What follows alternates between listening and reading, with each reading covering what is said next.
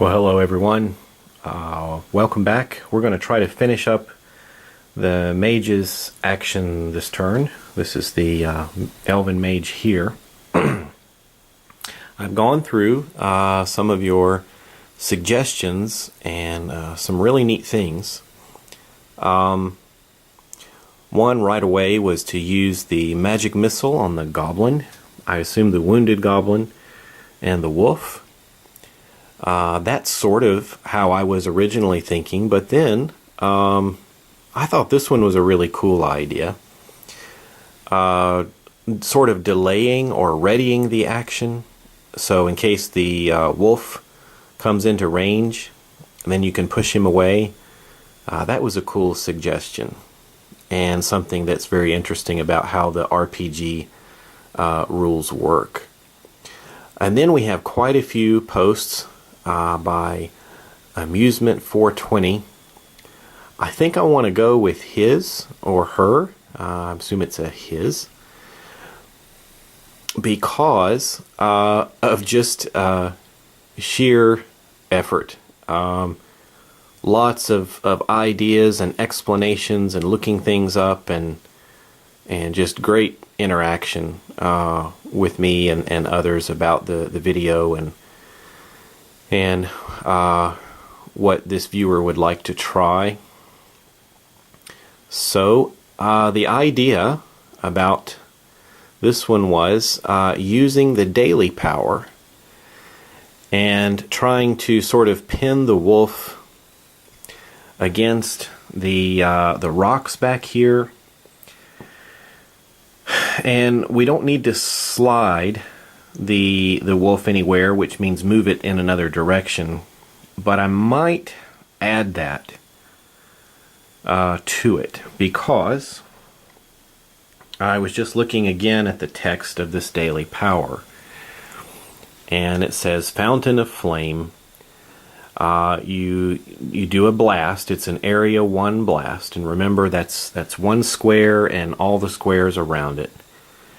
Fire damage, and you can slide an enemy up to 3 squares in any direction.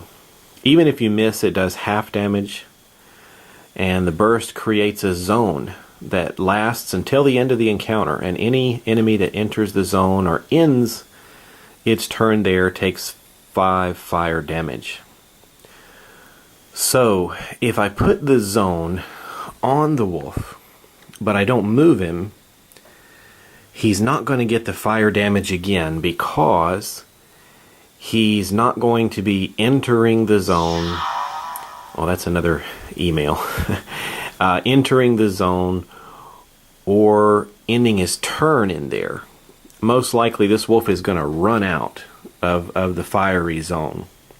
So I think what I want to do is put him in the blast, maybe move him back a little bit, and put the blast in his path so that he will want to potentially enter that zone to close in. And if we place it right, it can perhaps slow him down so that he can't enter, or he can't reach us within one move action. So let's go ahead and try this daily. I agree with Amusement there. It sounds like an exciting thing to do, and this is a study of the mechanics. So why not go ahead and try our big attack for the day. So let's let the wizard make his attack roll, and let me set up the zone here. Actually, let me go ahead and make the attack roll first. I want to do that on camera right in front of you so that you will know exactly how it's going to work. Remember, this is +4 against reflex. Let's take a look and see what the reflex defense of a wolf is. It is 15. 15 +4 against reflex. Well, here's hoping we get lucky with a good die roll. We rolled a 14. 14 plus 4 is an 18. That's enough to do full damage. Damage on this attack, we're going to be rolling 3d8. Alright, 3d8. Get out my calculator here. Here we go. Roll number 1 is 3. Roll number 2 is a 5. Roll number 3 is a 2. Not the best. And then plus an additional 8, I think it was. Wasn't that correct?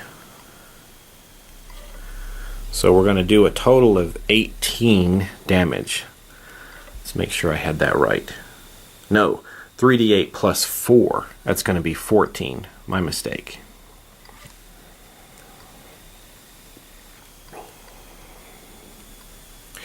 So we're going to do 14 damage to the wolf. Let's bring up the wolf now. This is Gray Wolf number 2. It was pointed out to me, and correctly so, that Gray Wolf number 1 is out. So we need to kill the monster. Gray Wolf number 1 is dead. Gray Wolf number 2 has just suffered 14 points of damage. So let's damage the wolf. He's down to 18. And he is bloodied. So let's put the poker chip there under him. Now, what kind of zone do we want to make?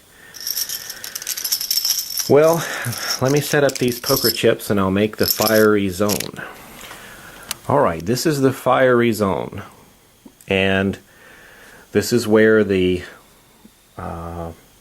fire attack happened. This whole area is burning with flame. And I think I want to slide this monster. And I can slide him up to 3 spaces. If you're wondering how these boulders work, I have the same map from the miniatures game. This is the same Crossroads map, and you can see how it's blocked off. That means following that line, you can't move into that area at all, unless you were playing the role-playing game and perhaps trying to crawl up on top. So according to the rules, getting around those corners, we're going to push him 1, 2, 3. We're going to push him down there. And following the suggestion, we did put this 1 square in front of the wolf. So if the wolf wants to try to get up toward us, he's going to either have to go down around this way towards the bottom of the map or circle around the fire, and unless he's really desperate, he's going to have to go through the fire. So I'm also thinking, just in case it's necessary later, if we use the what was it, beguiling strands. That was the other wizard ability, depending upon if we get to that point in the game. Remember that that can allow you to slide a target 5 squares. So I might, if I need to, once an opponent gets up here, I might be able to slide them back into the fire. So that would be neat if I could do that later, if I had to. I don't know if the enemies of this particular encounter are strong enough to have to worry about that. But there we go. We've done our damage to the wolf. Our daily power is used, and this zone is on fire. And that's going to end it for the mage's actions for this turn. Thank you all for the suggestions, and let's keep it going. Just another quick idea I want to try to demonstrate the Dungeons & Dragons 4th edition rules. We've got our male wizard, this mage. He has, as all characters do, he has an action point available. Now, what is an action point? An action point allows a creature to take more actions than normal. Sorry for the shadow there. Basically, when you spend your action point, you get to take another action. This action can be a standard move or a minor action. Well, I have an idea. Let's take a look at those beguiling strands, and let's target the enemy. It says each enemy in the blast, and it has a close blast range of 5. Let me show you a little bit about a blast. Here's our rule book, and you can see it's actually the same token here that I'm using. A blast can come out from any square around the target. It can come out from the corner and blast out this way, and it's going to go 3 squares in those directions out from the origin. It can even come out from the middle and go 3 across, 3, 3. This beguiling strands has a blast size of 5. So what we're talking about here is the ability to blast out 1, 2, 3, 4, 5. We can cover a pretty sizable area there. I can't get this other goblin, and of course I can't reach the wolf, but I can reach this guy. So I'm going to spend my action point and try this attack. It's an at will, so I don't have to mark it off. I can keep doing it over and over again. +5 versus will, and this is against a wounded goblin. Let's take a look at the goblin's will defense. His will defense is 13. So +5 versus 13. A 12.